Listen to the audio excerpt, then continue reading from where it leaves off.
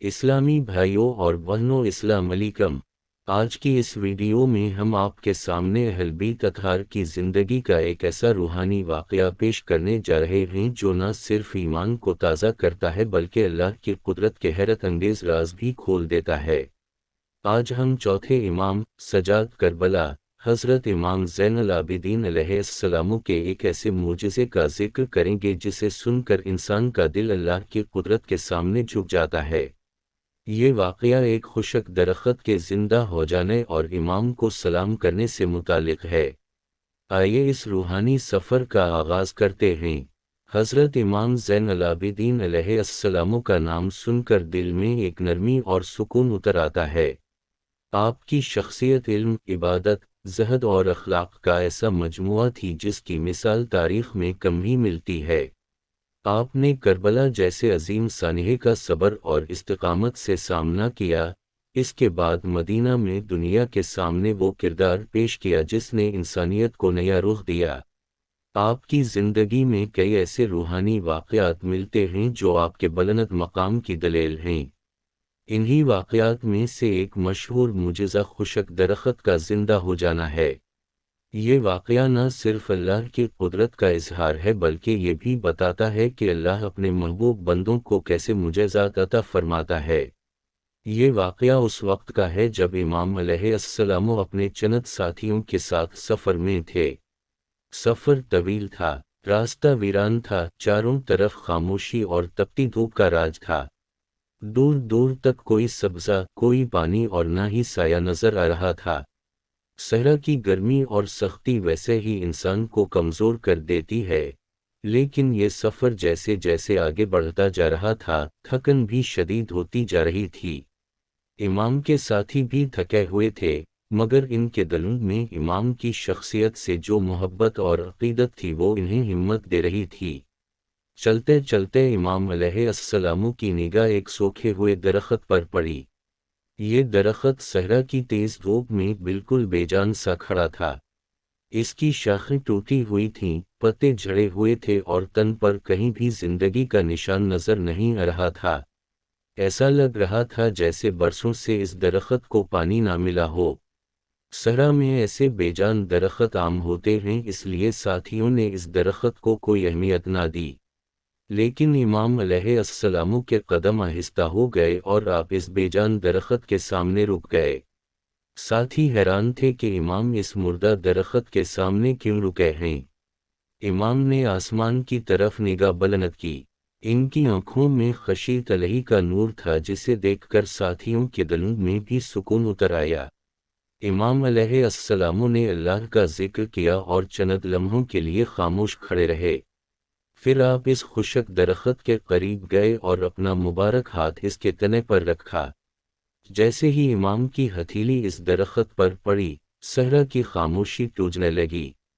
پہلے ہلکی سی ہوا چلی، پھر درخت کا تن ہلنے لگا۔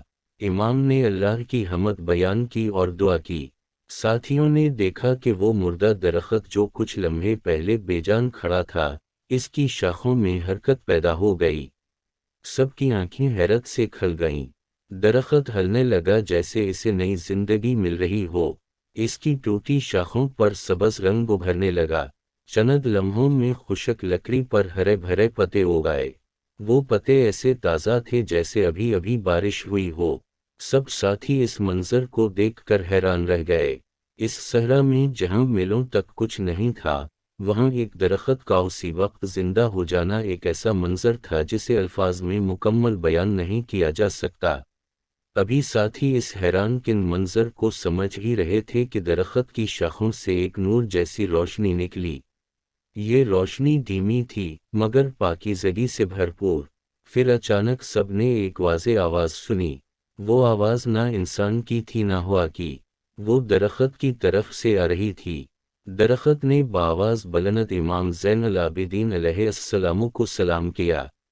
السلام علیک یا ولی اللہ، السلام علیک یا ابن رسول اللہ، السلام علیک یا سجاد یا زین العابدین۔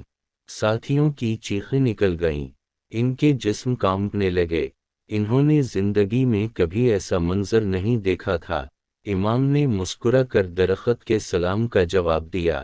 صحابہ نے امام سے پوچھا، مولا، ایک بے جان درخت کیسے زندہ ہوا اور اس نے آپ کو سلام کیسے کیا؟